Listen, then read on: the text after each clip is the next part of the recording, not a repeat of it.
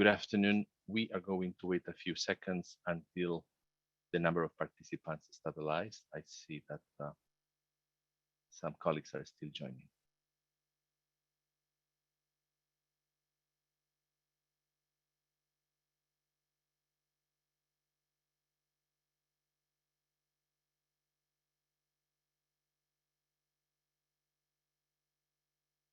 Okay, it seems that we are all here. Good afternoon. My name is Jesus Soriano. I'm a program officer in the new Directorate for Technology, Innovation and Partnerships. I work in different programs, but my home program is the Partnerships for Innovation program. And I'm joined here by my colleagues, Samir Iqbal and Deborah Rodrigues. They will introduce themselves.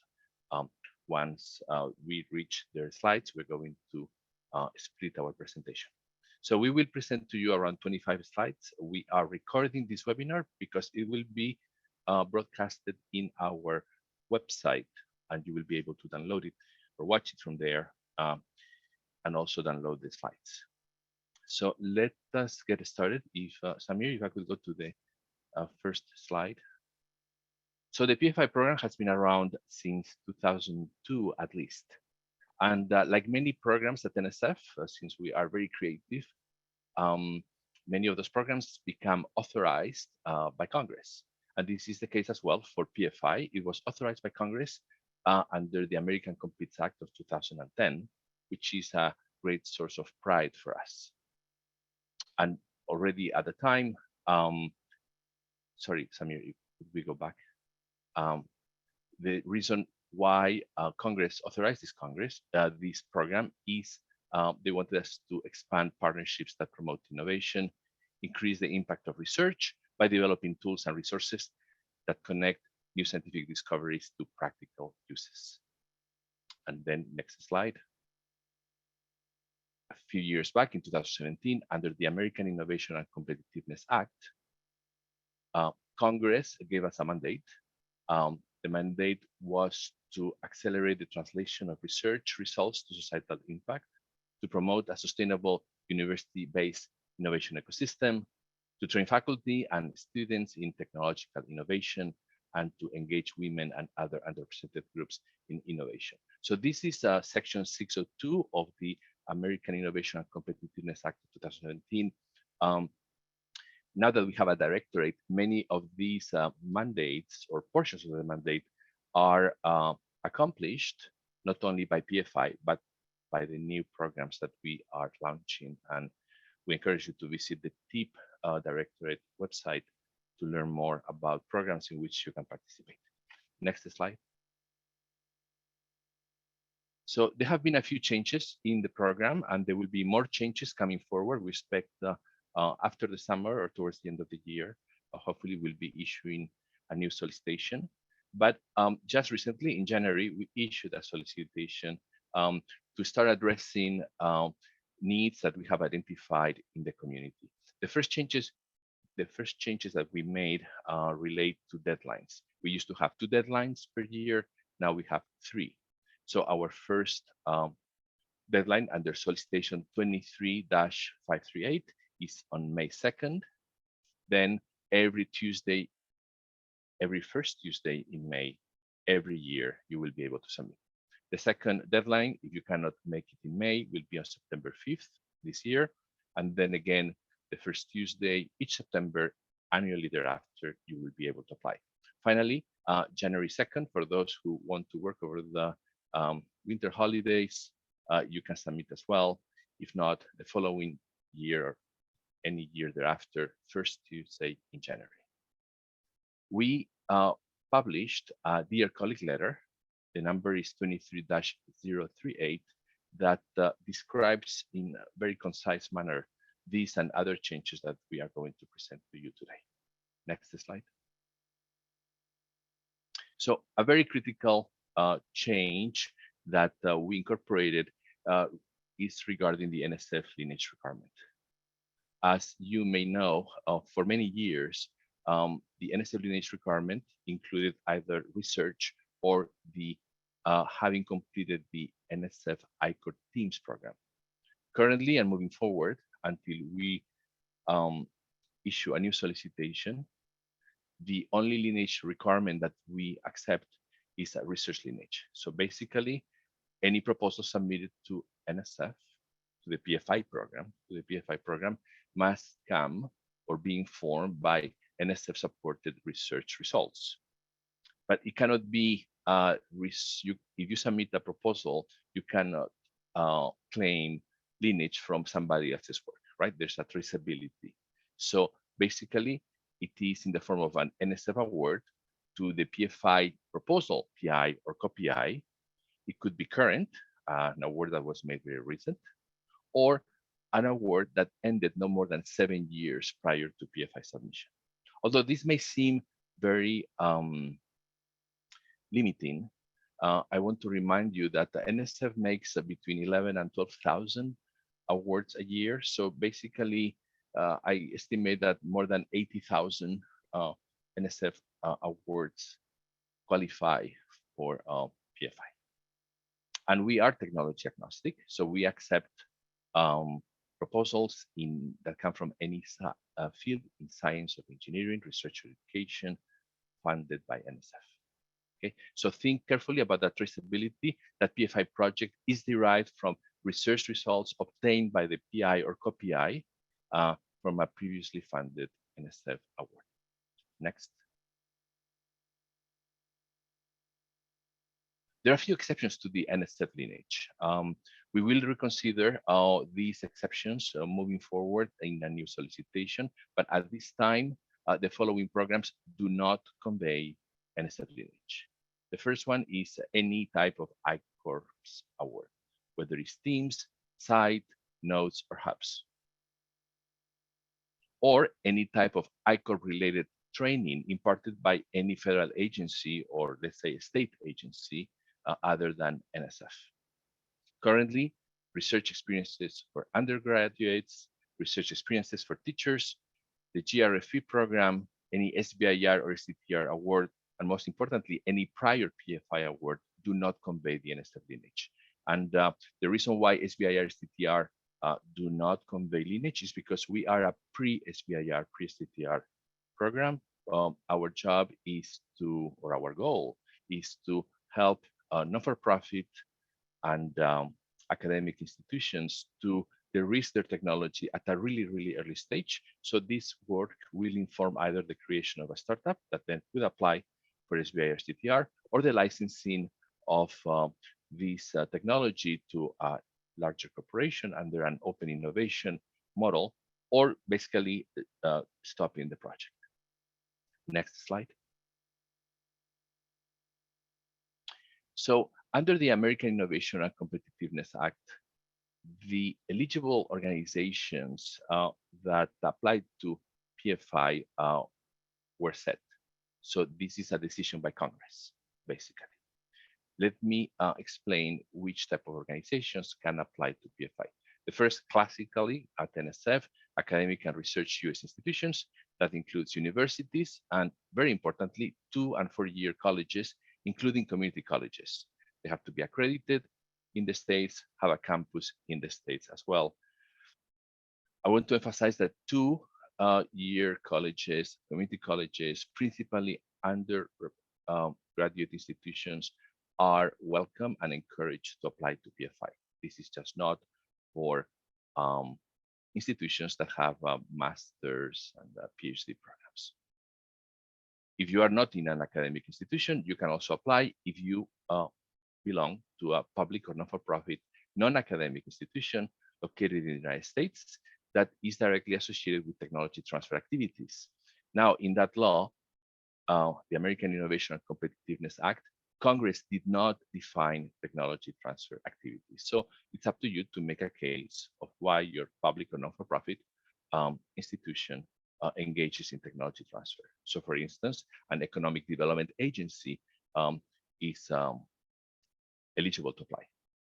Now, in order to open the field even more, non-for-profit institutions that do not work on research or even on tech transfer, but who are or that are located in the United States, so long they partner with an institution of higher education, they are eligible to apply. So this means that the non-for-profit can be the prime awardee, can be the organization that submits the proposal. You do not depend on the institution of higher education to submit the proposal. You just need the institution of higher education to be your partner or sub-awardee. And finally, a consortium of 2 or more of the above can apply as well. Okay, so you have all kinds of alternatives to apply. I want to make it very clear because there's a myth out there in the street. You have not seen for-profit corporations, including small businesses or startups, to be eligible organizations in PFI. So we are a program for public, not-for-profit, and academic institutions. We are not a program for for small businesses or for larger corporations. Okay, so if you are a small business, then I encourage you to apply to the SBIR STTR program. Next slide. So the final and I guess most welcome change that we recently made in the solicitation is we doubled the amount of the awards. So we still have 2 tracks, PFI-TT for technology translation, PFI-RP for research partnerships. My colleague Deborah Rodrigues is going to go into detail in each one of the tracks, but let me just introduce them to you. PFI-TT used to be $250,000, now is $550,000. The duration is still 1.5 to 2 years, and it has the same objectives than the PFI-RP. That means applied research, use-inspired research, demonstration of proof of concept or a prototype. When we speak about proof of concept, is this concept of a future product or service. We are not talking about proof of principle because this is not fundamental research. We do not fund fundamental research. The PFI-RP or research partnerships has doubled as well to $1 million. The duration is the same, 3 years. It has the same goals than PFI-TT, but it has a very important difference. Obviously, most of you would want to apply to PFI-RP because there is more money, and it is your choice, and we respect it. However, what we require in PFI-RP is that the nature of the project is such that a little team, a circumscribed team, let's say like a PI in a university with their students, cannot perform that project, right? It requires a multidisciplinary approach by a multi-organizational team. And when we speak about multi-organizational, to make it easier for you, sometimes it could be just 2 partners, the academic or non-for-profit partner, and then an industry partner. And my colleagues are going to present as well these concepts in more detail. Deborah, I pass it on to you. Thank you. Thank you, Jesus. Okay, so a little bit more detail about the tracks that we have in the PFI program. So the PFI-TT technology translation track, like Jesus mentioned, is $550K for 1.5 to 2 years. And it has the commercial potential demonstration project for NSF-funded research outputs in science and engineering discipline. This type of track is to develop proof of concept, prototype, or scale-up work. And you have to have an active co-PI or senior personnel that is a technology commercialization expert in the target field of application or industry sector. And you have to have at least 1 letter of support to validate your technology and the potential market potential for broader impact as well. Now, the next track is the RP, which is Research Partnership track, which is up to $1 million for 3 years. It has the same goals as the TT track, but like Jesus mentioned, it's much more complex projects and require a multi-organizational and interdisciplinary collaboration. So you have to have not only 1 institution, but at least 2 institutions involved. Could be just the industrial partner, the additional institution, and the academic or the nonprofit organization. You have to have at least 1 industrial partner, and the project must be industry relevant and has to have some interest to the industrial partner. And typically the industrial partner can be an employee of an industrial of the industry or the technical commercialization expert that can serve as a co-PI. And that person, this industrial partner, should actually support the educational objectives of the project. And in the RP, it also is encouraged to have additional research partners. It's not required, but you can have other universities involved or other nonprofit organization involved in your project besides the PI and the industrial partner. The next slide. So a little bit about the industrial partner. Like we said before, it's mandatory in the RP track, but it's not mandatory in the TT, but we do encourage having an industrial partner. And that industrial partner should actually be US based. Foreign public entities or foreign organization, they do not qualify as industrial partners for the RP or TT. And those industrial partners also needs to have established record of commercial revenue, either from sales or licensing. And the majority of the revenues cannot be from grants and government contracts. It has to be a true partner that knows about the field and the commercialization and knows how to take the technology to the market. The industrial partner can also be, go back one slide a little bit, thank you. For profit or not for profit, non-profit technology transfer organization, also they must meet revenues requirement if they are classified as industrial partner. And overall, the industrial partner must have proven experience in bringing products or service to the proposed target market of the project. In the next slide, a little bit more about the industrial partner. It also needs to demonstrate a strategic commercial interest in the PFI technology. I want to point out that vendors and service providers, typically including the budget, are not considered industrial partners. SBIR and STTR companies, they may act as industrial partners. But we also like to point out that sub-awards to SBIR and STTR can be done. And these SBIR and STTR companies, they must be eligible for the SBIR STTR. They really need to be classified as small business.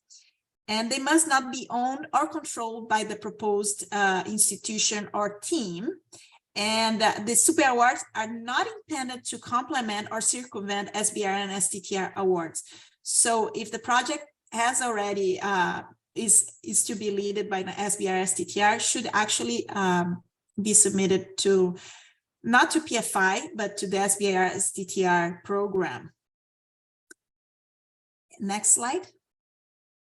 One notice about collaborative proposals. So just to clarify, collaborative proposals at NSF are proposals that are submitted by two institutions, and they have separate budgets and they are submitted separately.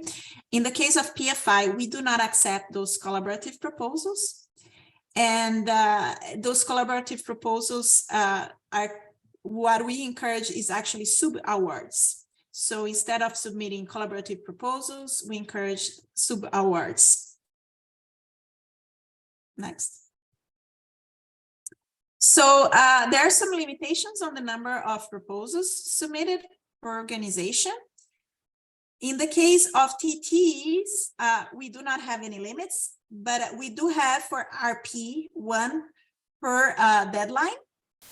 And we also have per PI and co-PI. So they are allowed to participate in two proposals, two for the TT and one for the TT or one for RP. Any proposals that are submitted above the limit will be returned without review. And also the awards, if more are submitted, we will only give 2 awards per organization and 1 award per PI or co-PI. Now, elements of the PFI project. This is more on the grantsmanship part of the proposal. There are several elements that we are looking at the PFI project. One of them is the technology development. And also we want to have a demonstration of commercialization potential by obtaining IP from NSF funded research. and either licensing research outputs to third-party corporations or startup companies funded by PFI teams. We also, another element of the PFI proposal is partnership and training future leaders in innovation and entrepreneurship. And finally, we are also looking for broadening participation by having diversity, equity, and inclusion and accessibility of underrepresented groups in innovation and entrepreneurship. In the next slide, we have information about what should contain your proposal description when you prepare your proposal. This is very well detailed in the solicitation. So I do encourage you to go very carefully throughout the solicitation and read it about each and every one of these points that should be part of your proposal description. So in the executive summary, we should have a brief description of the entire project. And from the topic number 2, from NSF-based research to addressing a market opportunity, you should present the NSF lineage and of course the relevant results from this NSF lineage, the intellectual merit of the proposed product, the target market segment, competitive technologies, and discuss the IP landscape of your technology. About the technical challenges and applied research plan in the number 3, we are looking for you to describe the knowledge gaps and technical burdens to translate your technology. We also want to hear about the description of the applied research plan and how you will address the knowledge gaps and how you will undertake the tasks to demonstrate your technology, scale up, or feasibility of your prototype. And in this part of your project, you should also define your success metrics, talk about the risk assessment and any mitigation plans for all your tasks, and provide a milestone chart. Now, related to the societal impact through the realization of commercialization potential, the number 4, what we are looking for is the future commercialization strategy beyond the project and also a very detailed assessment plan. In the number 5, the project team, briefly, what we are looking for is description of the qualification of the team members and their roles in the project and the recruitment of students for the project, how you're going to do the recruitment and selection of students for the project. Now, for the partnerships, number 6, we want you to describe the partners and how the partnership will catalyze and accelerate the technology towards commercialization. And in the training, future leaders in innovation and entrepreneurship, you should actually describe the learning objectives and expected learning outcomes for the students participating in the project. And I'm talking about students, but you can also have postdocs participating, and you should also consider that. And in the training, you also should present clearly your assessment plan to evaluate the outcomes and the impact of the training. And in the broadening participation, what we are looking is for plans to broaden the participation of persons with disabilities, women, and underrepresented groups. And of course, we have the broader impacts that is part of NSF as well. And you can find more information in the solicitation about how to answer to that aspect. And next slide. So after reading the solicitation, if you still have questions and you want to know whether your project is a good fit for the PFI, so I encourage you to write us a short summary describing your NSF lineage, your societal need, market opportunity to be addressed in the project, the proposed innovation that you are going to present in your project, and the key technological hurdles you must overcome to translate the technology into a product or service. And of course, the envisioned pathway to commercialization and the team and partnerships that you're going to have in your project. And now I'll turn to my colleague Samir to present the next slides. Thank you, Deborah. I am also a program director in PFI. I also manage SPR, STTR as well. So Of course, I see many questions that may be on the borderline of two programs, and we can address those. Here are some links. Of course, next submission deadline, we shared the dates. You can use this link. If you just use this keyword NSF 23538 in a search engine, you should be able to get to our solicitation. On our website, which is nsf.gov/PFI, you'll find much more information. You can see what Deborah was talking about, how to write an executive summary, and these key sections are listed. A project executive summary or sending us this summary is not a requirement for qualification, but it does give us an opportunity to help you, to give you a feedback on the fitness or the alignment with the program. We cannot, unfortunately, give you more advice about the technical merits because that's the process of review that it will go through. We have a page with frequently asked questions, and that's 19-046. Again, if you look for these keywords in a search engine, it should get you to PFI facts. Or you can contact us again using pfi@nsf.org. Many of our awardees, teams that go towards an award, they have further opportunities to get more funds, which are very focused to specific activities. For example, we are the only program in NSF that can give you money to pay for securing a patent, so to secure your intellectual property. And that goes all the way from maybe provisional patents all the way to defending your patent, your litigation with the USPTO. So we pay for your institution's technology transfer office folks for their time. We can pay for third-party companies that your institution may hire to do your filing for you. So that's called Apex supplement, where we can pay up to $50,000 to defray those costs. We also partner with another program at NSF called Intern, where we can co-pay or co-fund your student to go do an internship with an industrial in an industrial setting. It may not be your industrial partner. It can be any valid organization that is in the domain of your proposed idea, and your student can have meaningful interaction and spend time learning about how the businesses work and how those products are built, manufactured, or adjusted towards the customer needs.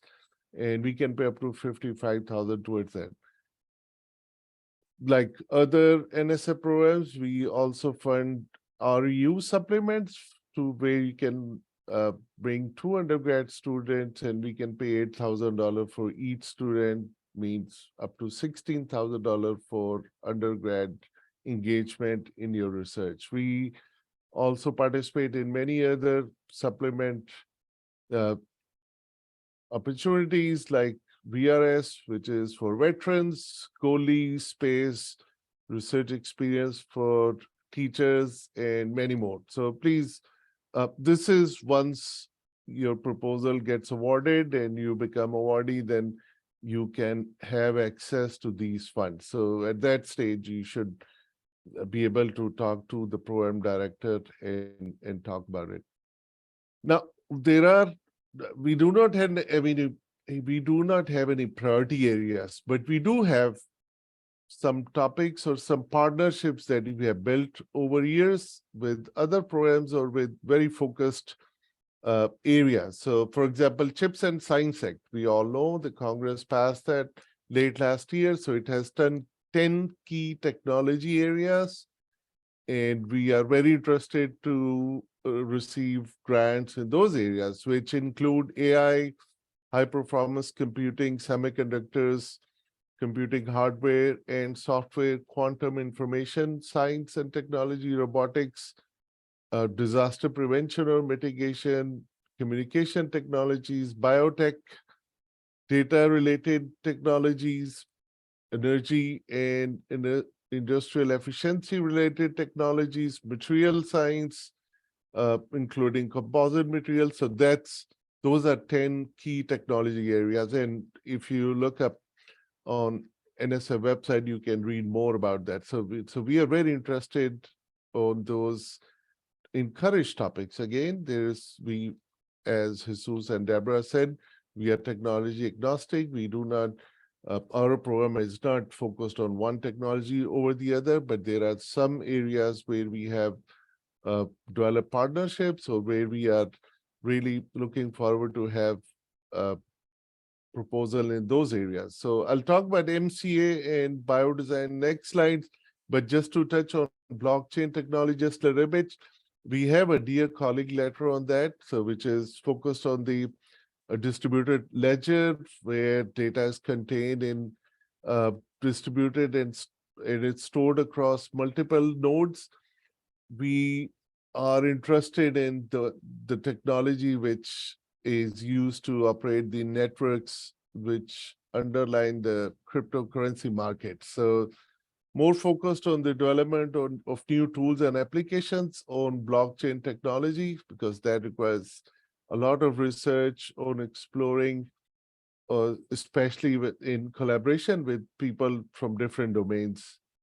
And we are interested in how that can be brought into education and other disciplines. On sustainability, there's another DCL that we are part of, which is focused on using resources and technology development to meet human needs and aspirations while meeting the demand in sustainable ways in consumer and commercial products. So we are also partner of that as well.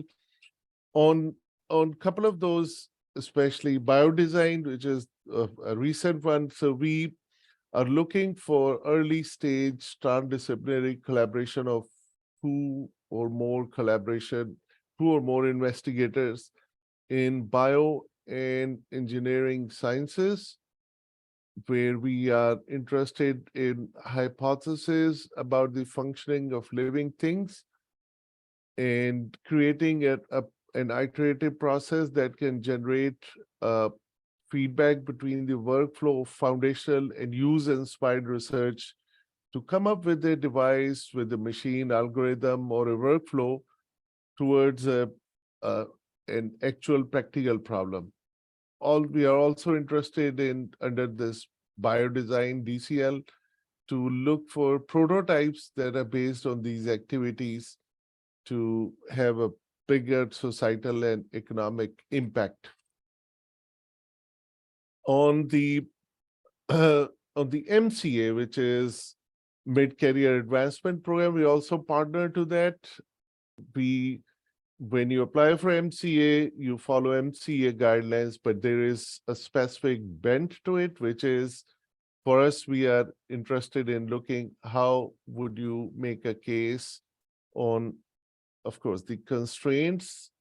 This is a proposal opportunity which is focused on associate professors who have been in that rank for 3 or more years, to provide them a way forward to help them become engaged in meaningful research.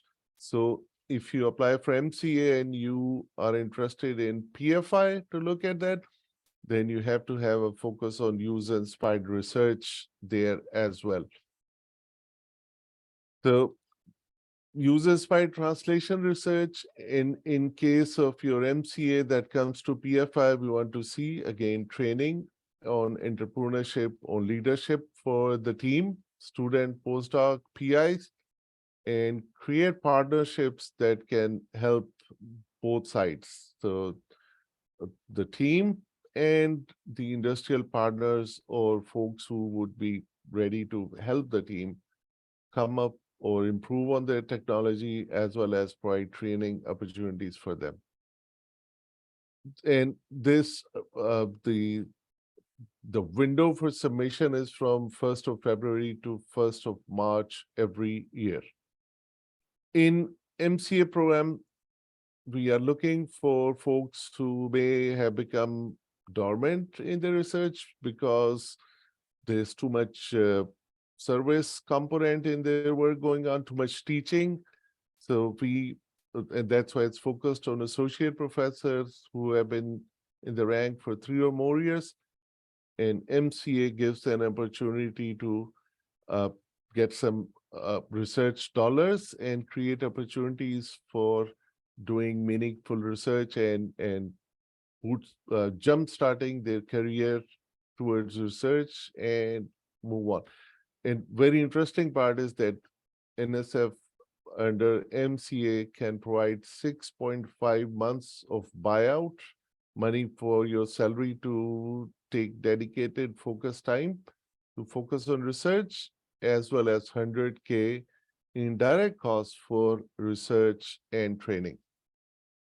So this is a very career transition stage kind of program, which can help faculty to get them engaged again in the research and bring students into their research and work with the mentor. So we pay for the 1 month salary for the mentor as well. So these are few partnerships, few emerging areas which we really look forward to proposal in these areas as well. So this we wrap up the structured part of our presentation today. Again, here are our email addresses. You can send email to any one of us, or you can send email to the centralized inbox, which is pfi@nsf.gov. With this, Deborah and I will tag team on the questions that are showing up in the chat. And let's see if any question that have not been answered, we can go over those and provide some. There are several. I haven't been quick enough to type. I can read the questions, and so there is one here, and maybe you can answer that one. Thank you very much for providing your very helpful information for the proposed research topics in the NSF PFI-TT proposal. Should these topics be totally new, or they can be further developed from current NSF lineage, grant, NSFI core? So it's very important question, because when we ask for lineage, which means the technology that you are proposing in your PFI proposal has to be built on top of that work. But you have done that core research and you have probably protected IP, of course, you have published, but now you are seeing there is a market gap that can be filled from a prototype, a service, or a licensing arrangement from that fundamental research that you have done.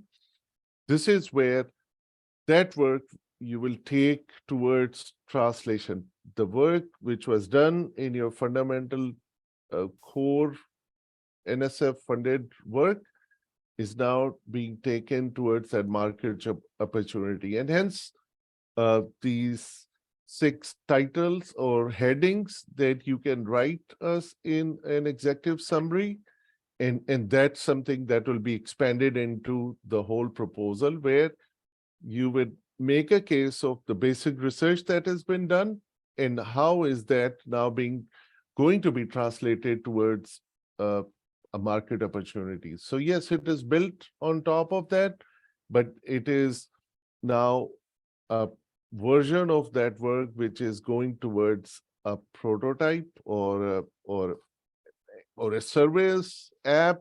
So it comes in so many different shapes, but the idea is that that work has to fulfill some of the market need. And hence, I see many of those questions which are related to iCourse. In going forward, if you had done an I-course teams, that cannot be used to fulfill the lineage requirement. But those who get award from PFI program, there is a condition for the PFI awardees to go through I-course teams training. Now, if a team has already done I-course teams training, of course, they couldn't use it for the lineage, but they have done I-course teams on the same technology that is the focus of the PFI proposal. Same technology. If you have done I-course teams for some other technology, that's not valid. If you have done it for the same technology for which we are going to fund you after the whole review process and all those things, you would be able to make a better case of who the customers are. So we make a condition of award for those who have not done I-course to do I-course teams training. And that's where, in either case, if we have done I-course teams or not, we would like to see your basic research, the way you say it's fulfilling a market opportunity, and you have the evidence from the customer discovery to show that, either at the time of award or during when you are awarded. So that would be one thing that you would be doing going forward. Good. Thank you, Samir. So there are other questions here. They ask for the PFIRP, does the industrial partner have to have committed effort on the grant? Yes, they have to have committed effort. It is expected. And does any of the funding necessary have to go to the industrial partner? No, it doesn't have to go to the industrial partner. Any funding, you can pay them as a consultant or something, but we hope that the industrial partner is interested enough in your technology to actually participate in the project, in the development of your technology without needing any financial support or funding. So that's the short answer. Would an active NSF-related research grant plus an I-Core grant-related technology qualify PFI lineage? You want to answer, Samir, since you were talking about the I-Core? I-Core's teams training does not provide lineage to be eligible for PFI proposal. That's the answer. Now, you may want to satisfy the lineage requirement with the core NSF award, and that's the only way the lineage would be satisfied. Now, having said that, if you have done I-Course teams before and your proposal goes towards award, as the condition of award, we will not require you to do I-Course again. So it does not satisfy the lineage requirement, but it would help you to save some money in your I-Course, in your PFI budget, because you have already done that. That's 50,000. So typically, when on all the awardees who have not done I-Course teams before, we are here talking only about I-Course teams, which is also called I-Course National. We are not, if you are awarded, you will have to do I-Course teams. But if you have done it before, that cannot be used to satisfy the lineage requirement. So there's no question about NSF research grant plus an I-Course grant. Plus is fine, but that does not mean that this gives you an advantage over others who have or have not done I-Course before. It will give you an advantage if you are awarded that you have done it already, you don't have to do it again. All right, Deborah. Let's see, I'm just going through some of the answers Jesus actually answered.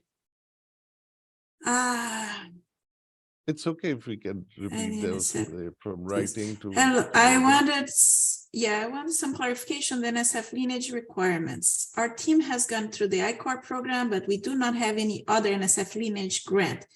Does this mean we do not qualify for the PFI? Thank you for sharing the information. Yes, you do not qualify for the PFI if you just have the NSF I-Core lineage, if you don't have any other NSF grants. If the lineage project is a current one, the recently award less than 1 year, will dispute the PFI proposal in an unfavored position? That's Lian He that asked. Yeah, it does not put you in an unfavorable position. A current NSF research project is as good or as fine as project that has already concluded. The most important thing would be what is shown in this slide. You'll have to make a case that from that fundamental research that you are doing in that NSF funded project, how does that inform you to take that basic research to address a market opportunity? And of course, there cannot be an overlap in the work that you'll propose, but the findings or the work that has been conducted in that currently ongoing project that has to inform PFI proposal in addressing these topics of key sections that are projected on the slide right now. So Austin Minchi asked, in the solicitation, the language is that the industry partner may not have the entirety of revenue from government or contracts, but there is majority. Can you advise as the correct requirement? Well, what we want is that the industrial partner to have experience commercializing products and selling and being successful in that field.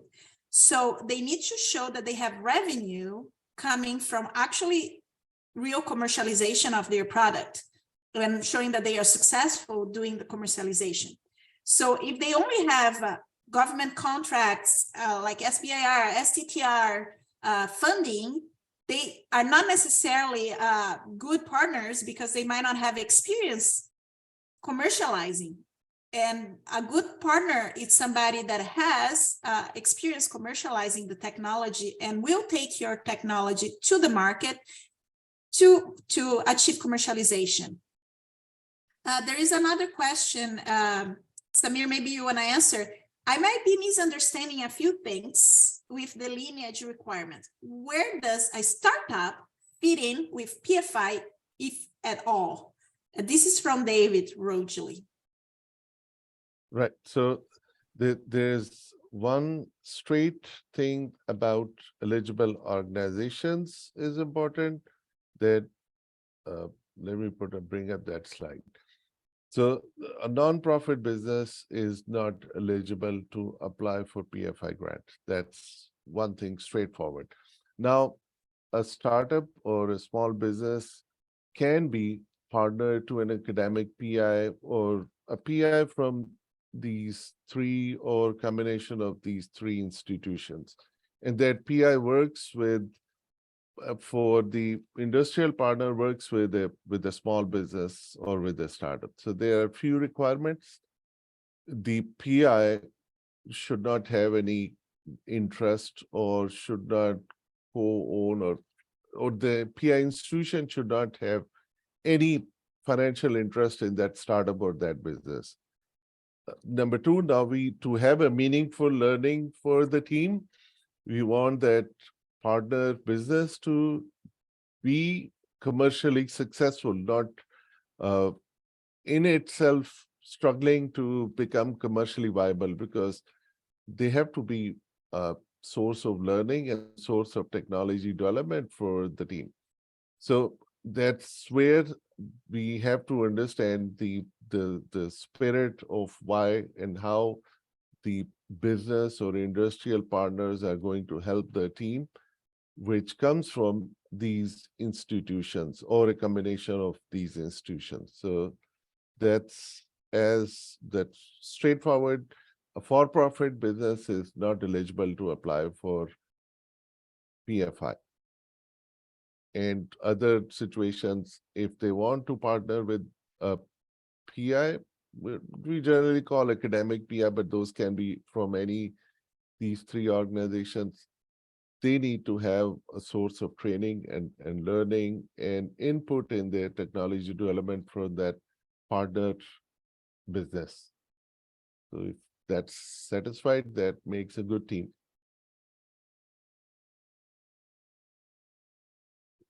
Do you recommend completing NSF core teams prior to submitting for a PFI? Will that be looked favorably upon in the PFI application process? You want to answer that, Samir? Yeah, it's not required. So we cannot comment on if something is not required. It would not have a bearing on a company or, a team become favored or not favored. When it's not required, it doesn't come into play for the review process.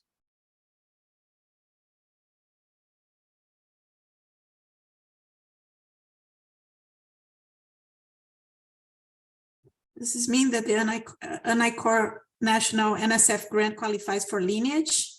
Sorry, not clear. On the web, it states yes, it does. You want to answer Say it that, again? Samir? What's the Does question? this mean that an I-Core National NSF grant qualifies for lineage? Sorry, not clear. On the web, it states yes. No, it does not Okay, hold qualify on. for as a Hold on. Oh, lineage. I can see the source of confusion here. Solicitation is the document that takes precedence over all other documents. So the solicitation which governs this, the current funding opportunity is 23538. I understand there may be a few, very few, maybe maximum three questions in facts, which may cause this confusion, and those facts belong to the previous solicitation. Apart from, we are in the process of updating those facts, but apart from those questions and facts, everything else is still holds. But for all practical reasons, for all guidelines, this solicitation 23538 is what takes precedence. And that one clearly states about what is not acceptable to satisfy the lineage requirement. And this is the slide which clearly states I-Course awards from NSF cannot be used to satisfy the lineage requirement. Can I propose two different technologies, one for TT and one for RP, as long as I demonstrate lineage to my previous NSF grant? That was from Rama Raja. So here is the limit of proposals. Thank you for putting the slides. So you can propose, but we are just going to give one award per PI or co-PI. That's we will return one of the proposals without review at our discretion. So you would never know which one we will keep and which one we will return. So you might as well not take chances with that and submit proposals according to these requirements. You confirm the RP track does not require participation in I-Core training. No, you have to participate in the I-Core training if you have not done it before submitting the RP or the TT. Both of them, they require NSF I-Core training if you have not done it previously. Okay, one more. So here, Jerry actually put a table here with feature competitor 1, competitor 2, and 3. Just make sure columns check all the features rather than check marks. You could also consider relevant. Could also consider, okay. I think I've okay. probably seen that yeah. he put something in wrong. NSF I-Core, yeah. NSF I-Core discovery, if the PI has already undergone the I-Core team training and not the co-PI, is it necessary to add 50K in the budget? So if the PI has already undergone the I-Core, but the co-PI has not, do we need to add the 50K budget? Samir, you want to answer that? So you have to understand the team is coming for PFI project, and the PI has already undergone I-course for the same technology, done the customer discovery. If the co-PI has not been part of the team that underwent I-course teams, and if the proposal is being considered for award, we can always have that conversation and help you adjust your budget. So this do not take it as a deal breaker, how the budget is made up. If you think you want to have your team go through I-course teams, put the budget in. If you think your team is good enough without co-PI gone through, leave it and put a rationale why you're not doing that. And if the proposal goes towards an award, we can work with you and see and help you change budget in either way. But at this stage, or just writing proposal, this should not be a major deal breaker, whether you want to put 50K in budget for I-course teams or not. Now, Jesus is just on time, so I'm going to read a question for Yes. you, Jesus, Thank as a you. welcome back. We are going to apply for PFI TT with our industrial partner. He has dual affiliations. He has two affiliations. One is the university and the other is a company. May I know what the best option to include him? Subcontract as an individual or through his university affiliation for the PFI TT? Okay, so if I understand the question properly, well, let me start by saying that in the PFITT, you are not obliged, but you are encouraged to bring an industrial partner. And in general, when that relationship is bona fide, when there is a real dialogue between the industrial partner or technology commercialization expert, in the case of a PFITT, and the academic team, there is, as a result, the proposal is more competitive. So the other point before I go to the question itself is we have seen sometimes in the case of PFIRP that or PFITT with a partner that some colleagues submit a wonderful proposal with a beautiful letter and a great logo of letterhead of a corporation. But as we read the proposal, we realize that the PI was writing alone. She, he, or they were not really in dialogue with the industrial partner. And what we want is for that industrial partner in our PRTT or the technology commercialization expert in the TT to really participate in the conceptualization of the project, hopefully in the execution of that project, and most importantly, in the mentorship of the students and faculty. To go back now to your question, if the industrial partner corporation is affiliated with the academic team, it will not fly.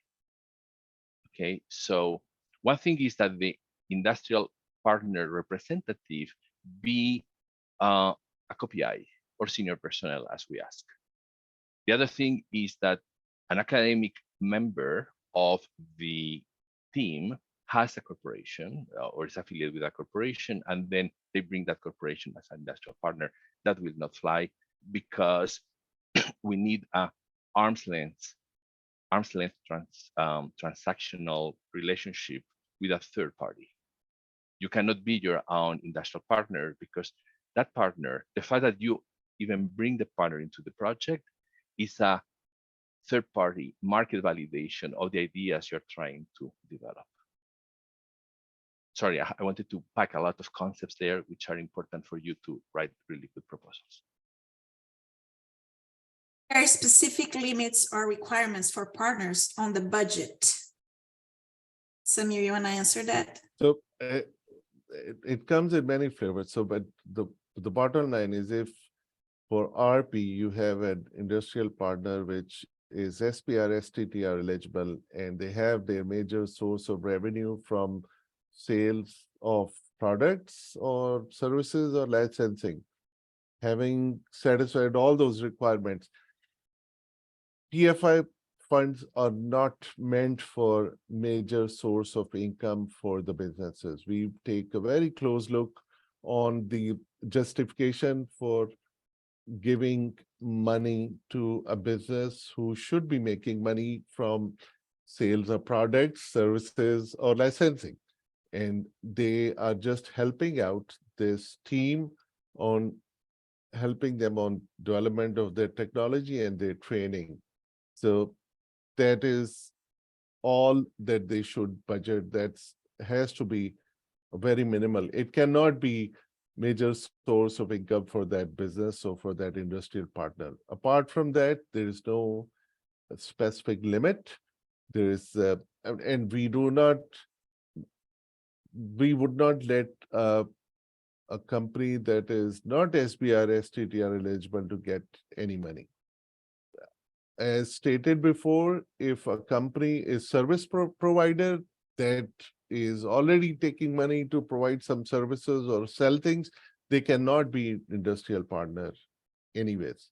So these are some basic distinctions on what may be the limits on who or how they can get some money to pay for the time or basically time for helping the team. It cannot be major source of their income to get money through PFI. John And the reason Waswa is, asks. Yeah, sorry, go go ahead. ahead, Jesus. No, I meant to say the reason is that per our congressional mandate, we're here to really help the not-for-profit or academic team, the restart technology, start making some decisions, hopefully facilitate the licensing, or decide whether they want or not to partner with or create their own startup. But this program is tenfold smaller than the SBIR STTR program.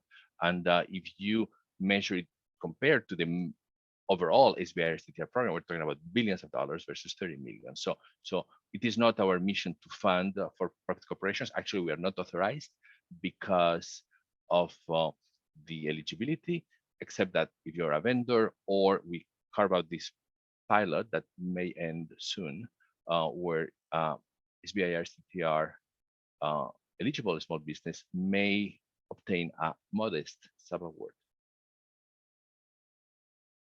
So following up on that, John Waswa asked, are startups in the tech ecosystem eligible for this? So the answer is no, they are not eligible for PFIs. They are eligible for SBIR STTR. They can also serve as an industrial partner, but they cannot lead a proposal in the PFI program. Now, Jesus, you want to answer the next one? Let's see. The next one is, oh yeah, it's a follow-up from Kieran Cleary. He said, if they want to fund a junior research engineer, which is a university staff, which is not a postdoc, is not a graduate student, but would like to work on the project, can we fund it instead of a postdoc and a graduate student, this research engineer? Yes, absolutely. Yes, you can. You can also, that younger faculty can also consider the Engineering Research Initiation Program, which, by the way, PFI was a co-founder for the first round, then we left it. So Engineering Research Initiation is a wonderful program for folks who have never received federal funding. And then if you are an associate professor, as I'm sure my colleagues presented while I was away, you can consider the Mid-Career Advancement Program, which is amazing because we fund you to do this type of work, but you don't need to meet any of the stringent requirements of PFI. So if you're an associate professor, that could be for you because you don't even need an SWH. But to answer the question, yes, junior faculty could be, or a research assistant or research professional staff. I've seen them in all categories. I've seen them as PIs. I've seen them as senior personnel, etc. But can they replace a graduate student and a postdoc? Well, in the case of the older PFI, TTNRP, the program, the batches were so tiny that we may allow it. Yeah, we had allowed it. In the case of larger budgets, you're going to have to make a case of why the postdoc is replaced. But in general, yes, that person, that research staff needs to undertake the same entrepreneurial education and leadership development.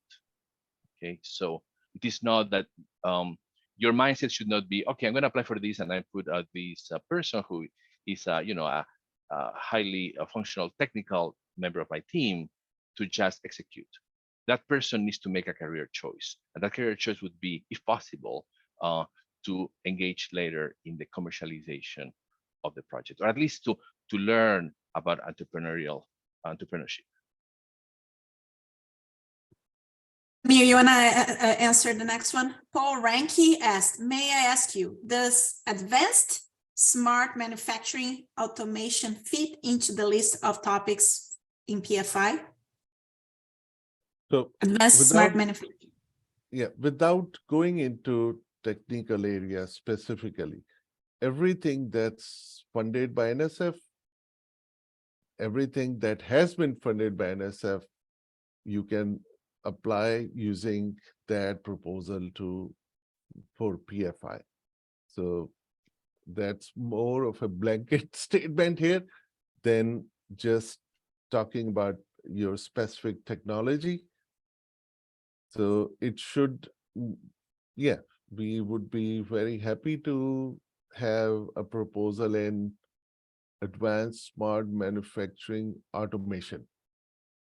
And if you look at our awards, yeah, go to NSF award database, click on, search, just put the word PFI, you're gonna have thousands of projects in all your areas. The distribution of projects,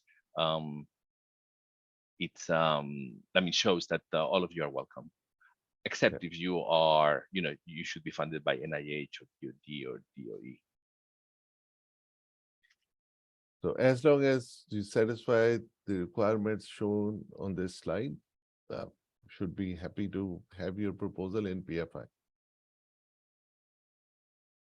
Sohail Gayasi asks, can you elaborate on the requirement eligibility criteria of the industrial partner? It was mentioned that SBIR, STTR, company based on NSF lineage, is not eligible, and that the partner is expected to have revenue. Is that a requirement or encouraged? Is the industrial partner expected to share financial records? You said okay, yes. So you want to answer? Sorry, I just jumped in. Forgive me. No, go ahead. Yeah, the industrial partner, whether it's for profit or not for profit, must be sustainable. Sustainable means they need to have a steady source of revenue that should be commercial. Obviously, in the case of not-for-profit, is mission linked, but it has to be based on the sales, licensing, of provision of services or products. So we do not ask for commercial. We do not ask for the confidential financial information of the partner. We have other means to know whether the partner is sound or not. And basically, you also will make a case in your proposal. The SBIR STTR companies, we create a paradox basically by saying, okay, the companies must be sustainable, but we are carving this exception if an SBIR STTR eligible company, in the case of the NSF ecosystem, normally they are startups. If they want to participate, we will give them some money, and we do, but it's a very modest. It's a very modest. When we do it, it's very modest because experience have shown that what we're seeking here is that the partner has the wherewithal to run away with the technology when it has been de-risked by PFI, and then hopefully in the future sell it. Right? Startups, they are extremely unstable, and unless that partnership is very unique, in many cases we have seen that partnership fail. So what we encourage you is come with a startup if you want to, but also bring a larger primary industrial partner. And we have seen that triumvirate actually succeed. We've seen the academic institution partner with a smaller company as secondary partner, and then a larger company. And it's been very, very successful in some cases. So follow up on that, Jesus. From Orlando, he asks, if a faculty is a PI and has a startup company, can that company be part of a program of the PFI program? I am assume assuming. Yeah, it can, but in that case, it's not to receive money, and it cannot be the primary industrial partner. What you pitch there is different. You say, I already have my startup. I am committed to commercialization. And if you pitch it from that way, it's perfect, because there's a section 4 of the project description speaks about your strategy, or asks you about your strategy once the award ends, right? How will you become sustainable? If you already have your startup, it's amazing. So it's that one, achieving societal impact through the realization of commercial potential. It's very simple, very high level. Tell us what happens when this money runs out. How do you plan to continue moving towards commercialization, right? So you have your startup, you're demonstrating you're committed, but you cannot bring the startup, your own startup, as the industrial partner, because it's partnering with yourself. Samir, you want to answer the next? What is the success rate approximately of PFITT and PFIRP?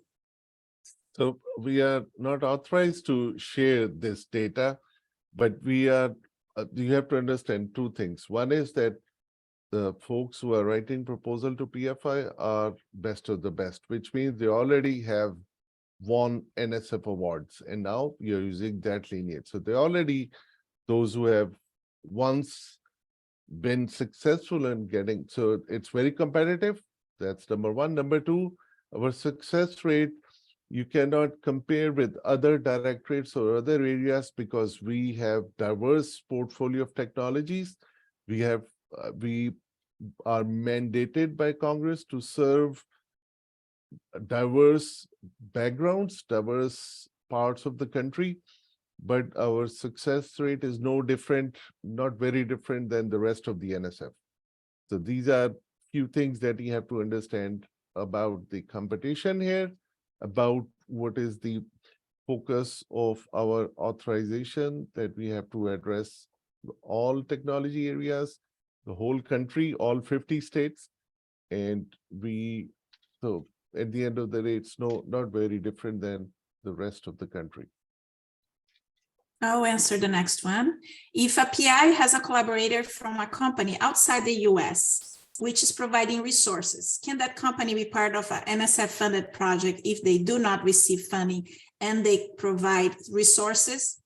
They can serve as non-funded collaborators in the project.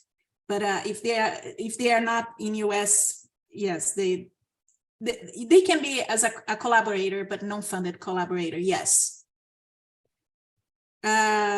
Jesus, you want to answer next? If yeah. If I may address another important aspect to that, that you will have to have a collaborative research agreement with your partner, and that has to be enforced in US.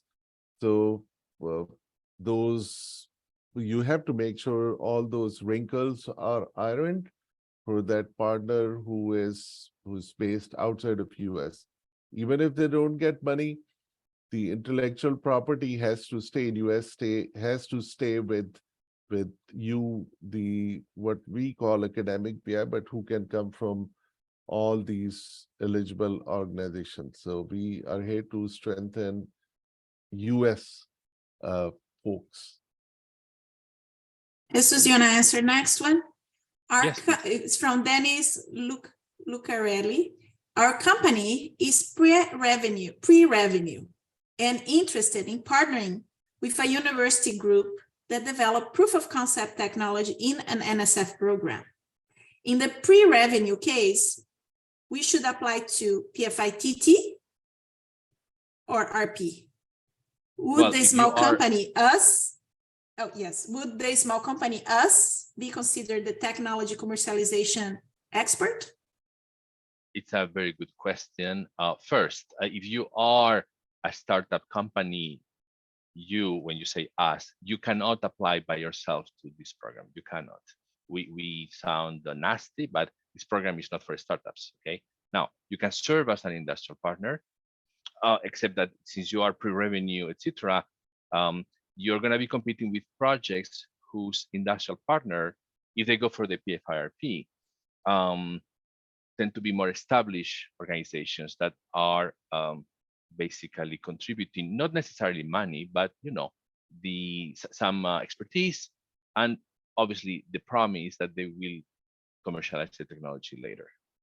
My suggestion is, if you want to serve as a company, make sure that the PI, who will be a person at a not-for-profit or an institution of higher education, together with you, you identify a larger partner.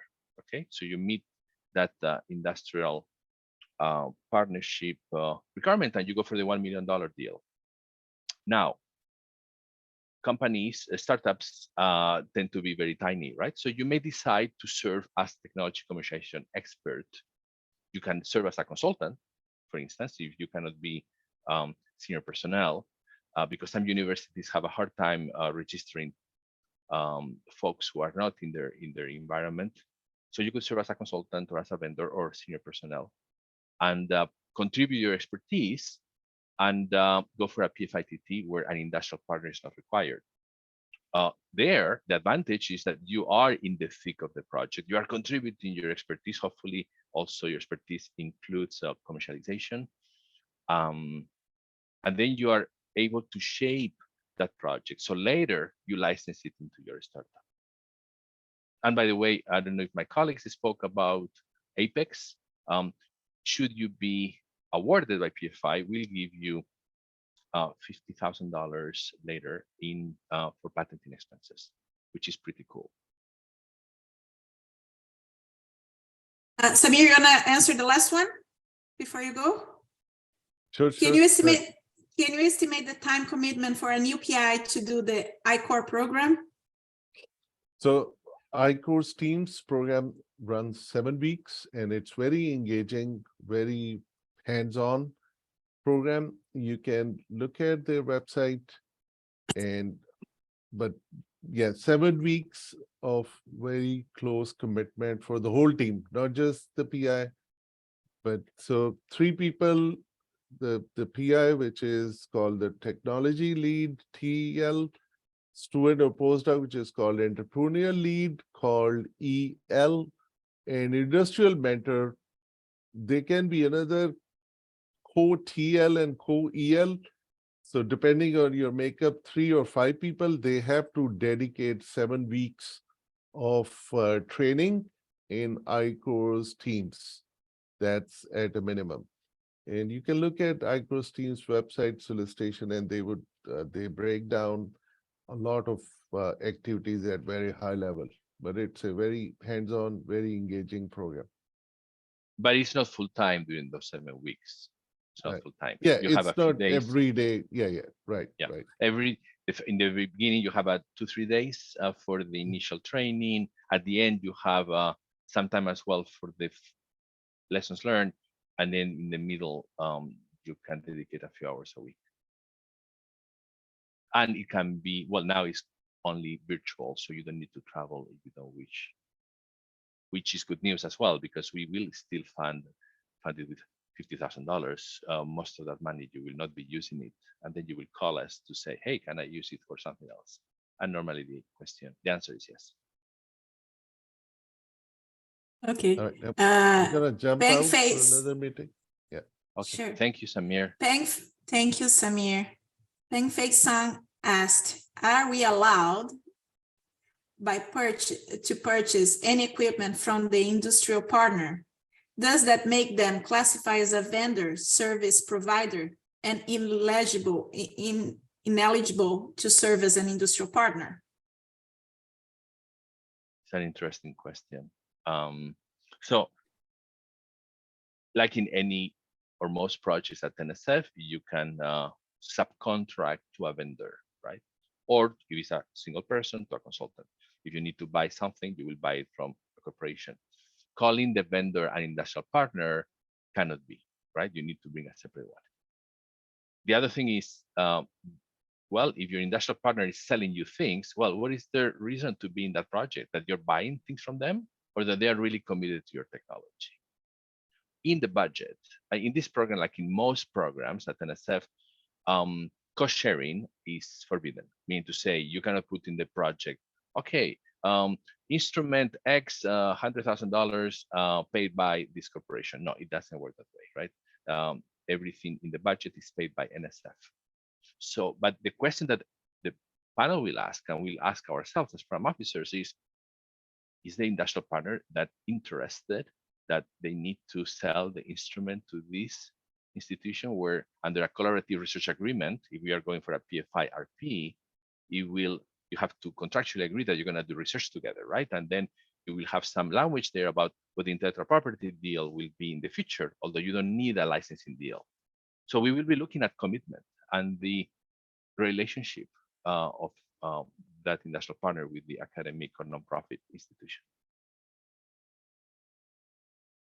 I'll answer the next one. Does a global instrumentation company such as Horiba that have manufacturing facility in US can be an industrial partner in PFI-TT proposal?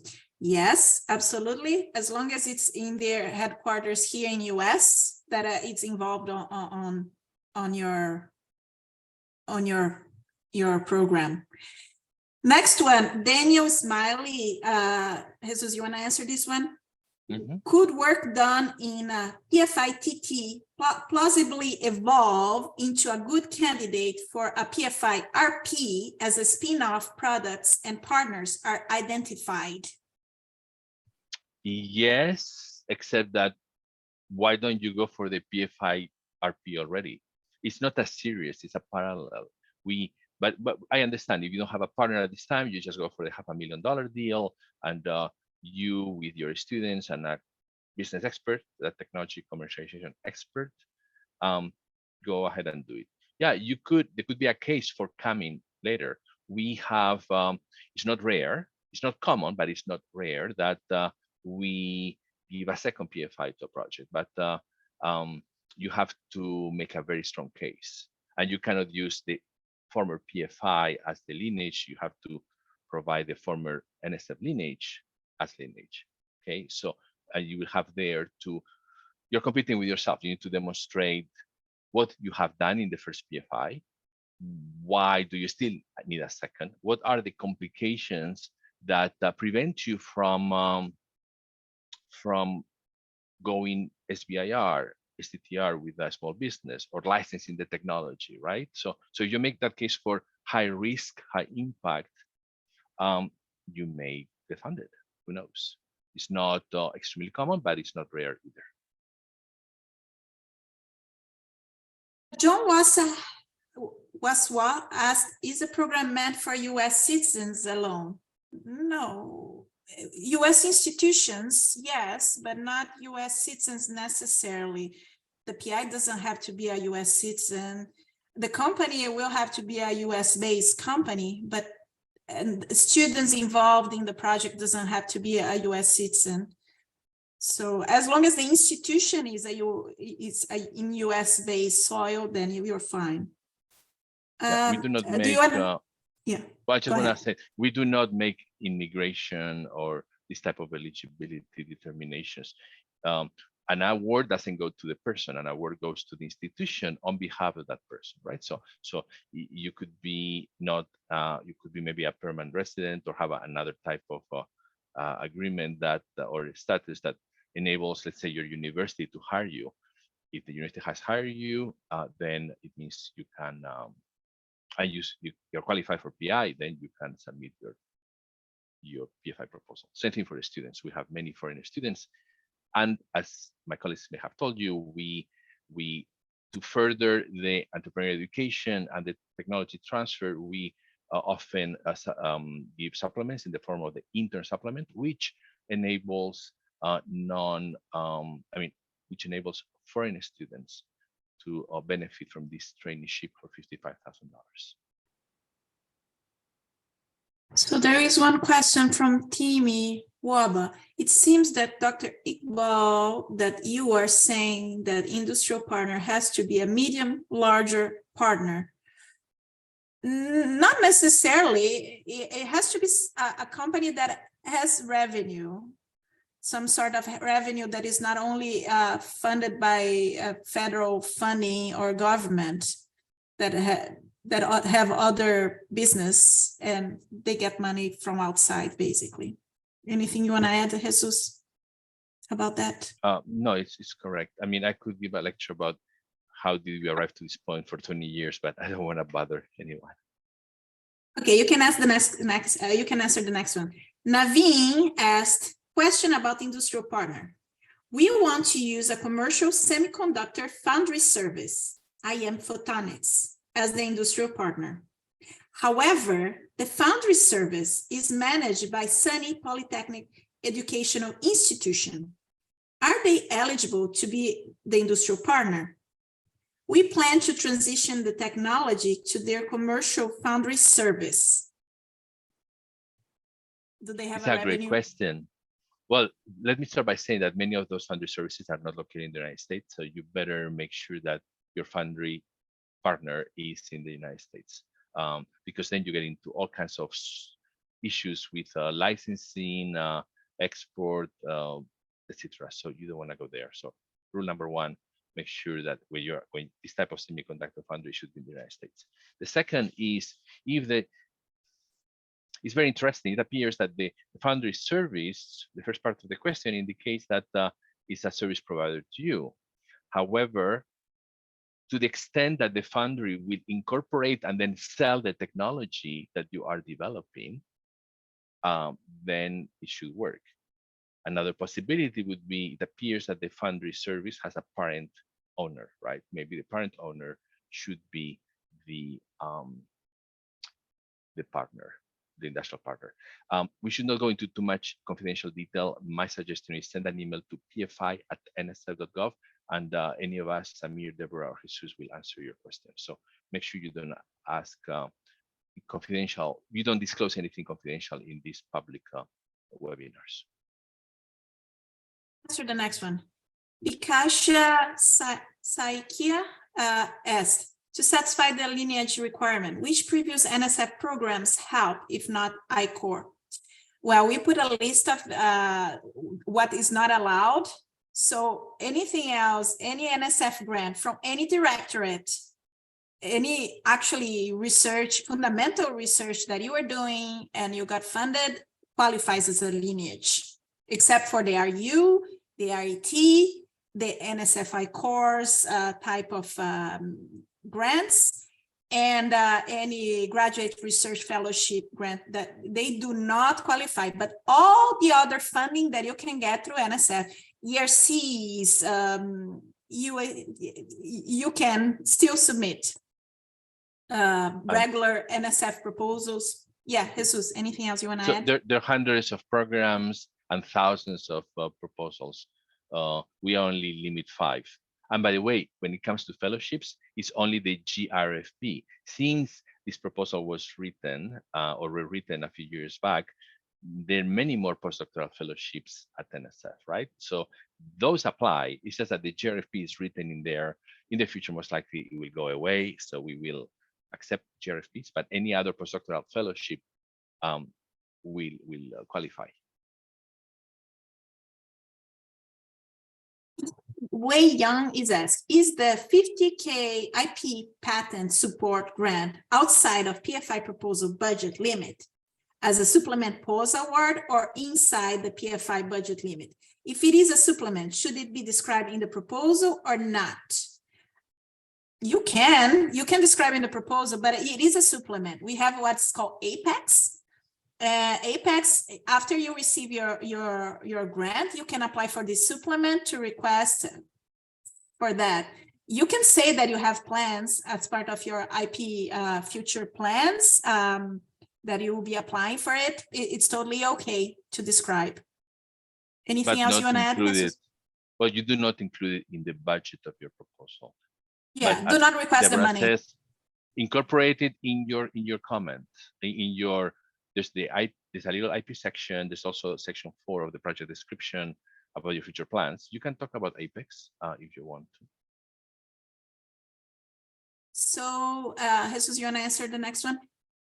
Kwasi Adu says, it seems like the industry partner is viewed almost as a sponsor. Is that the case? It is, but it is not. I've seen cases, we've seen so many things, but we saw a case where the industrial partner had a very strong relationship with me. In this case, was a university.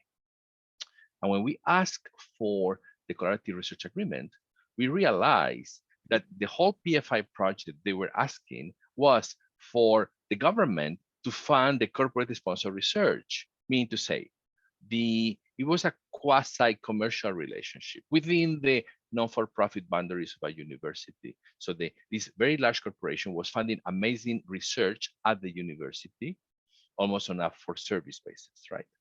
When the proposal was really interesting, but when we start asking for the contract that we request, etc., we realized that we were just subsidizing the corporation, and that's not what we plan to do. Okay, but one could say that there is a sponsorship relationship because, which we want, right? They say without conflict, there's no interest, right? So we want your industrial partner to be really interested in your technology.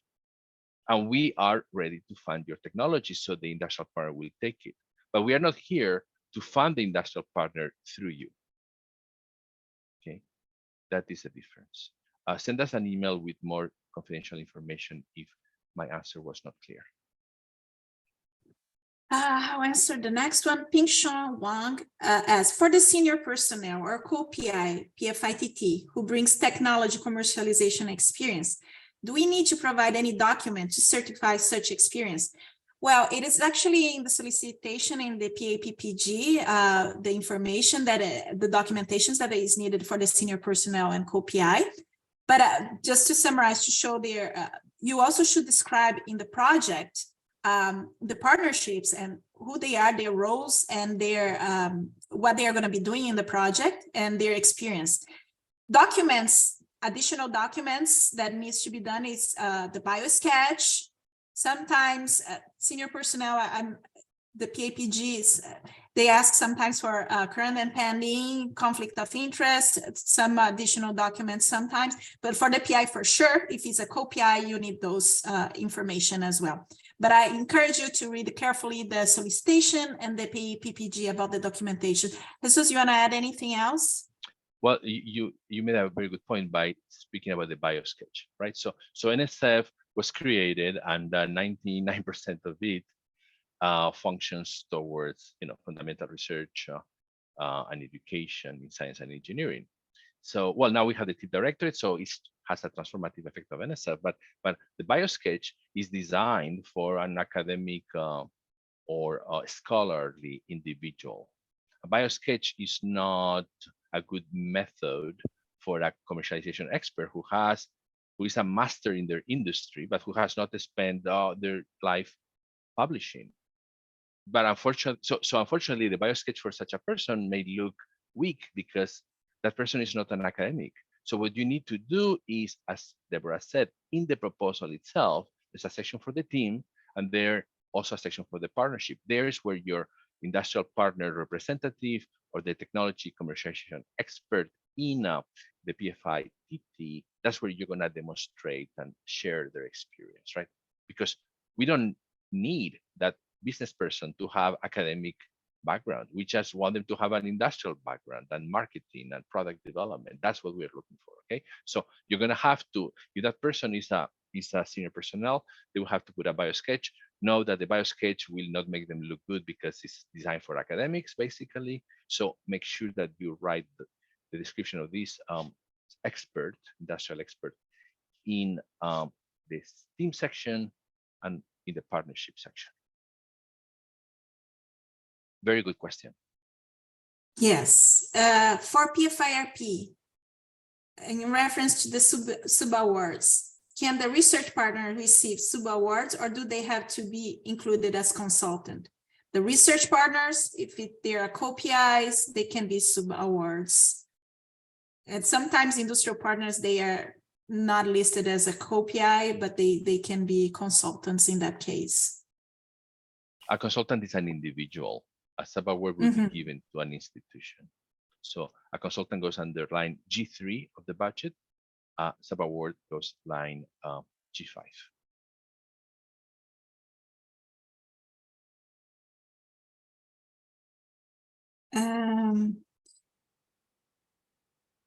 which NSF program specifically qualifies towards NSF-supported research when talking about lineage? All of them. All NSF programs except the ones that we mentioned earlier.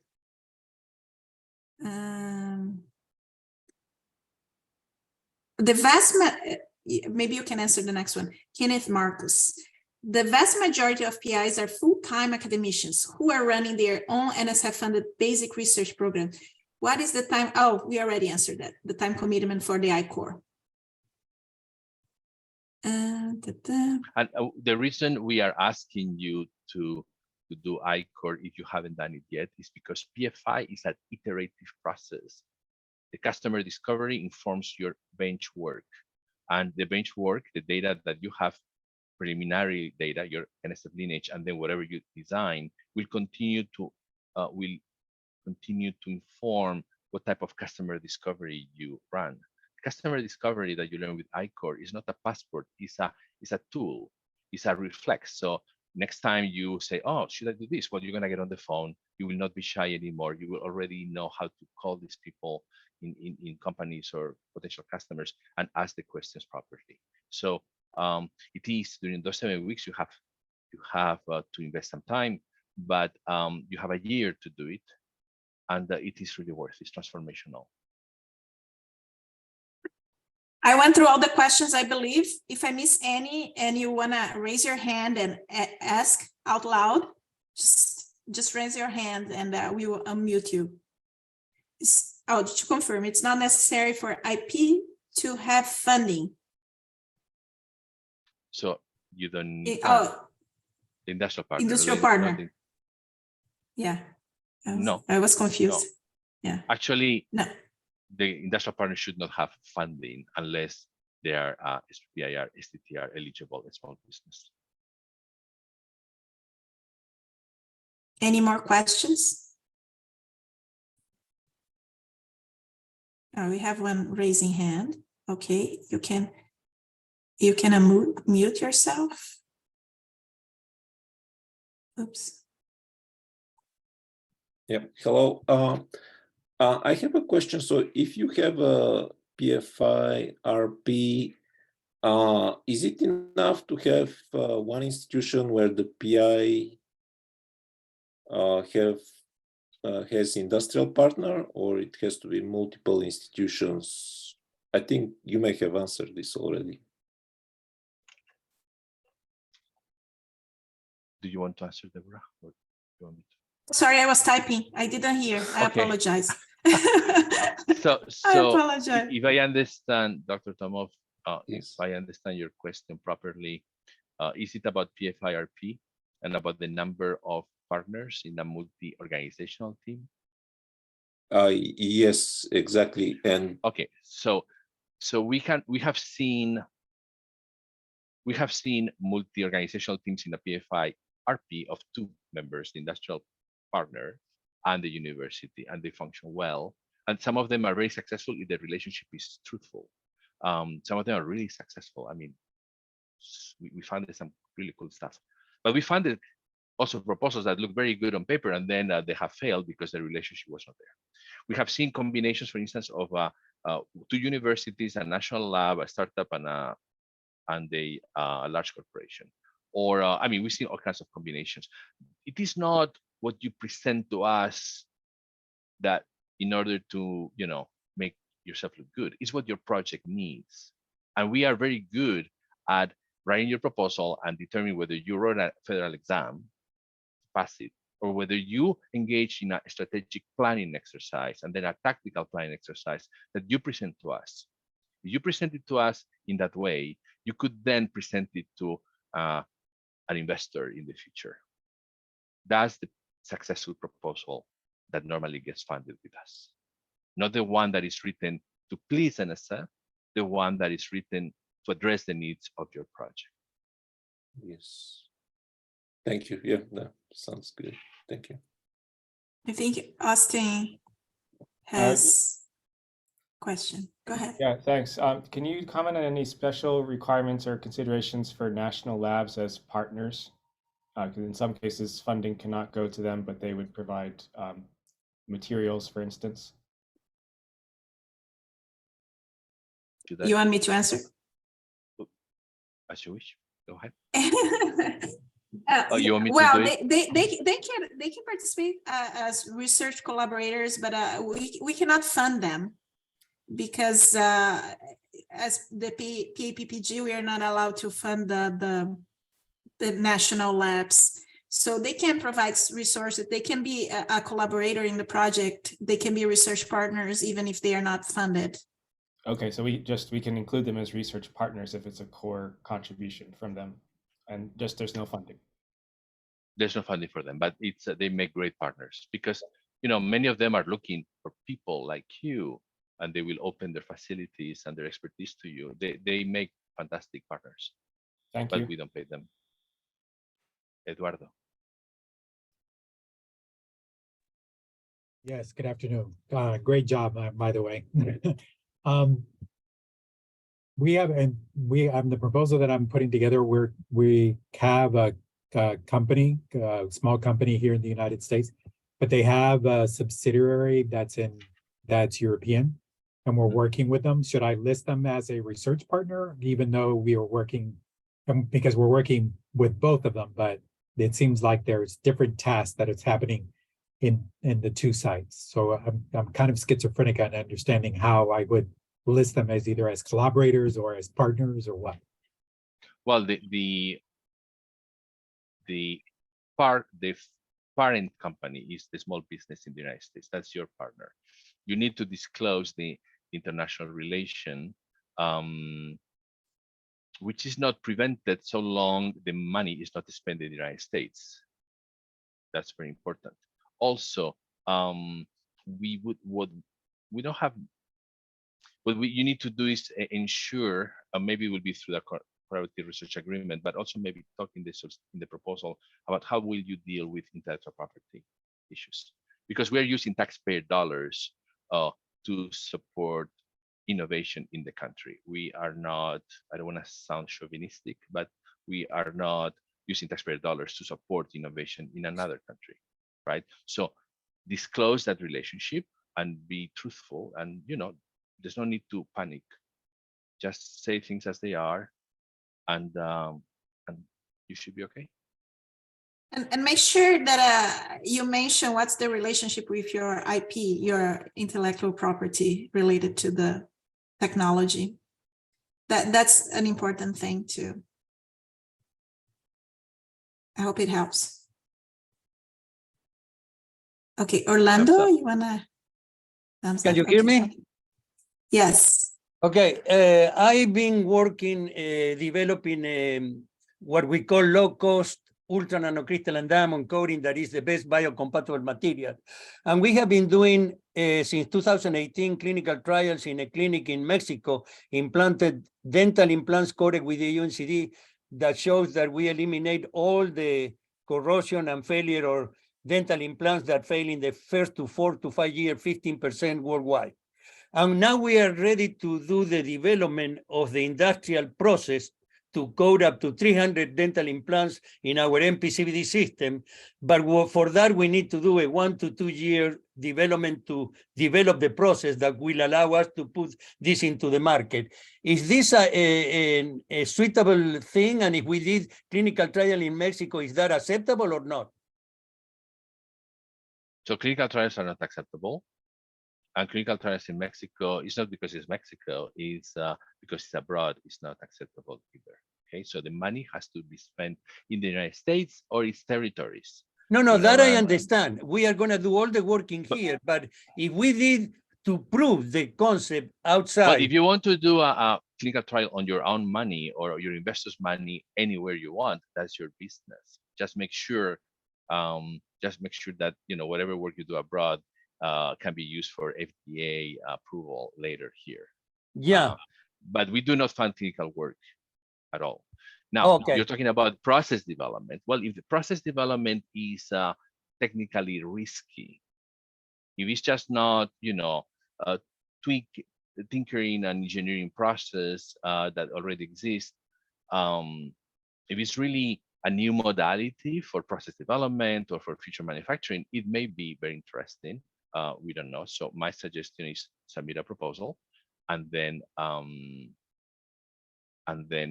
the panel will review it. Now, when you say we, it's possible you are a company, so you cannot submit as a company, right? As a for-profit, you need to partner with an academic institution who will make, or that will make that submission. No, the process will be developed by the University of Texas, Dallas, where I am an endowed chair professor, and I have the system to do the development.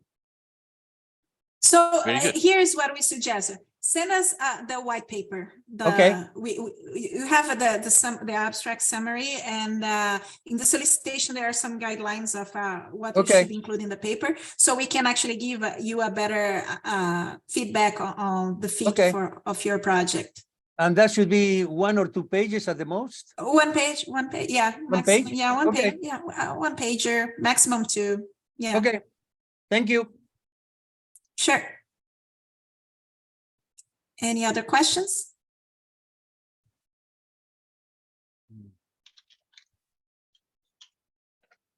So if there are no more questions, I guess we're gonna thank you all for joining us today.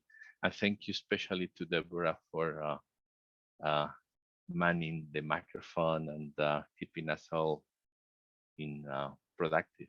So thank you so much for your service. And thank you for your efforts to innovate. We are looking forward to reading your proposals. Thank you. Thank you Bye, all. Deborah. Bye, Samir. Bye. Bye, Jesus. Bye, Samir. Bye, everyone. And thanks to Hamad as well. And Hamad. Yes, Hamad.